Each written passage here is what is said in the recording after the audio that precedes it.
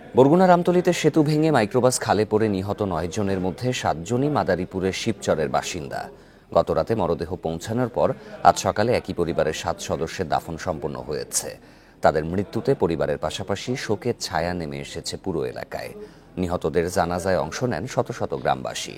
শনিবার দুপুরে বরগুনা রামতলীতে একটি বৌভাত অনুষ্ঠানে যোগ দিতে যাওয়ার পথে সেতু ভেঙে খালে পড়ে যায় মাইক্রোবাসটি। এতে ১৯ যাত্রীর মধ্যে নিহত হন ৯ জন।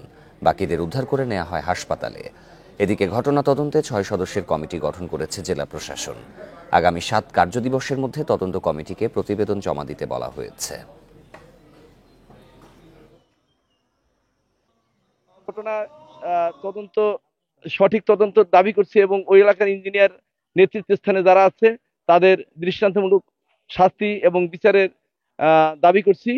আমার দুই ভাস্তি, দুই ভাইয়ের বউ, বড় বোন, ভাগ্নির ভাগ্নের স্ত্রী এবং ভাগ্নের শাশুড়ি, এদের লাশ ওইখানে পাইছি। পরবর্তীতে আমরা ওইখান থেকে যত প্রসেসিং করে আনার দরকার সেটা আনার পরে আমরা ট্রাকে উঠে আমরা লাশটা নিয়ে আসছি।